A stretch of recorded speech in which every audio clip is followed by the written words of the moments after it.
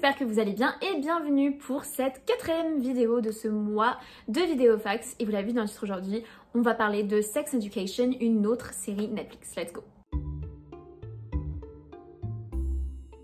Il faut savoir que le style et les couleurs de cette série, ils ont été fortement inspirés par les films de John Hughes. Et John Hughes, si ce nom vous dit quelque chose, c'est parce que du coup, il a fait les films Home Alone, Maman j'ai raté l'avion. Il y a d'ailleurs une référence à un de ses films, The Breakfast Club, dans la série Sex Education. La scène où les filles, elles sont toutes enfermées dans la bibliothèque et elles doivent travailler ensemble.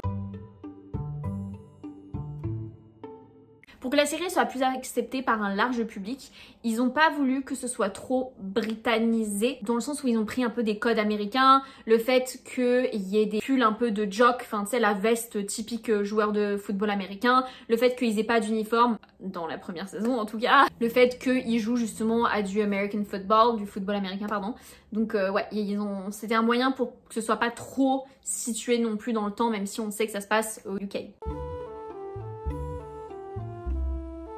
Et en effet, elle a été tournée en Angleterre, dans le Wales. Et le lycée Moordale, c'était en fait une ancienne université à Newport. Et certaines des scènes de la série ont été filmées dans The Forest of Dean, qui a aussi servi pour le film Harry Potter 7.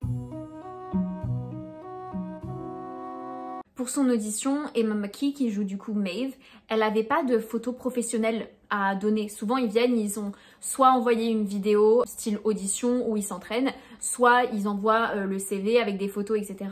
Et elle n'avait pas de photos pro, du coup elle a envoyé des photos de son Instagram. Et en plus elle était même pas sûre de vouloir prendre le rôle parce que c'était un peu osé. Mais bon, on sait que finalement elle a accepté. De son côté, Connor, qui joue Adam, pour ses auditions il a dû faire les scènes les plus gênantes, dont celle où il baisse son pantalon devant tout le monde. Je me dis waouh, c'est chaud comme première audition, mais d'un côté ça me met dans le bain direct. Et aussi ce qu'il faut savoir c'est que Amy, elle avait auditionné pour le rôle de Lily à la base. Et en vrai je vois l'énergie, ça aurait pu le faire. Vous n'êtes pas sans savoir que quand il y a des scènes intimes, il y a souvent des coachs d'intimité qui sont là, et pour préparer justement tous les acteurs à leurs scènes intimes, il y avait ce coach justement d'intimité qui leur a demandé de reproduire des scènes de reproduction d'animaux.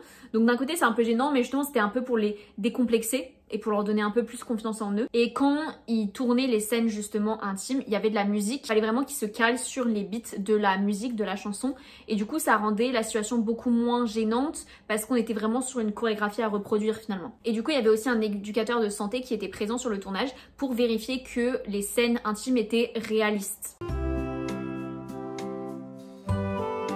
Gillian Anderson, qui du coup a fini par jouer le rôle de Jean, quand elle a reçu le script, elle l'a jeté direct à la poubelle. Et c'est son copain qui l'avait encouragée à lire. Et une fois qu'elle l'a lu, elle s'est dit « Ah ouais, c'est bien ». Mais vous imaginez, elle aurait pu complètement passer outre.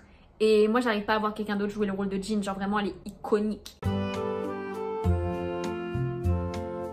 La tenue que porte Eric dans le dernier épisode de la saison 1, tenue magnifique. Et bah faut savoir que c'était une tenue qui était faite sur mesure pour lui, et c'était fait avec du vrai tissu Kente du Ghana, j'espère que je le prononce bien d'ailleurs. C'est d'ailleurs une des tenues préférées de l'acteur Nshuti.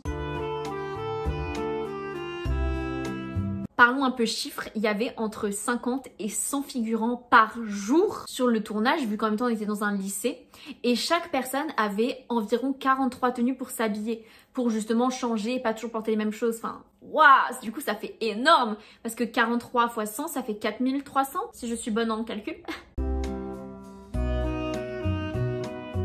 J'adore faire des références des séries entre elles, et le poster que fait Adam dans la série quand il perd Madam, et c'est une référence directe à Stranger Things puisque l'affiche ressemble à celle qu'il y a pour retrouver Will.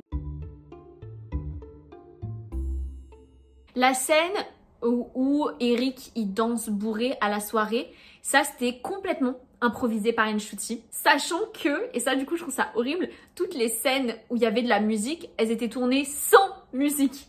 Donc il a dû faire ça quand il n'y avait aucune musique. Faut être un très bon acteur quand même pour arriver à se déchaîner comme ça sans musique. Et d'ailleurs le vomi de lendemain de soirée d'Otis, c'est un mélange entre du smoothie et du Weetabix. Je ne sais pas ce que c'est le Weetabix. Pour la scène où il se branle dans la voiture, il utilisait un pénis artificiel. Et pour l'éjaculation, c'est du shampoing mélangé avec de l'huile de noix de coco. Et d'ailleurs aussi dans la saison 2 je crois, où il a une moustache, ou c'est peut-être la saison 3, la moustache est fake. Moi je croyais vraiment qu'elle était vraie.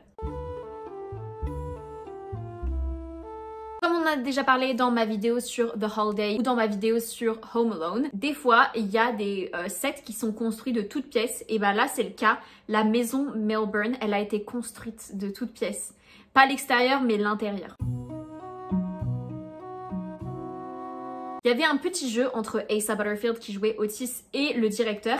Et en fait, à chaque fois que le directeur criait « Engage penis !», Asa, il devait sortir le pénis artificiel de sa poche et le mettre à l'intérieur de son pantalon pour faire les scènes où il est tout le temps en érection.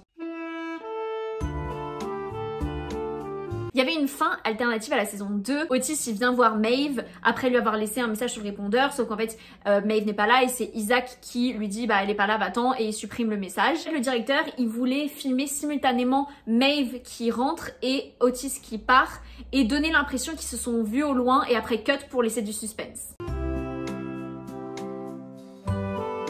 Amy et Connor, ils sont sortis ensemble comme leurs personnages et eux, ils ont duré plus longtemps que leurs personnages dans la série puisqu'ils sont restés ensemble de 2018 à 2020. Et le petit bonus, c'est que la mère de Asa dans la vraie vie, c'est aussi une psychologue. Et au début, je me suis dit, putain, c'est trop bien en vrai d'avoir une maman psychologue. Mais comme on voit dans la série, finalement, c'est pas tout le temps une bonne chose parce que du coup, la mère, elle suranalyse trop et elle veut tout le temps aider son enfant. D'un point de vue extérieur, j'ai envie de me dire, ouais, c'est trop bien. D'un point de vue de l'enfant, j'ai l'impression que l'enfant doit pas trop kiffer.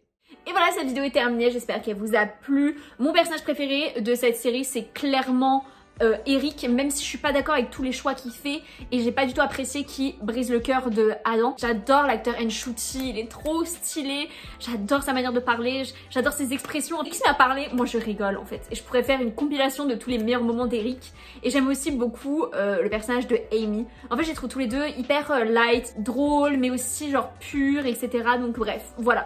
Donc, comme à chaque fois, n'hésitez pas à me dire vos personnages préférés. Moi, je vous dis déjà à demain pour une nouvelle vidéo fax sur une série. Bye!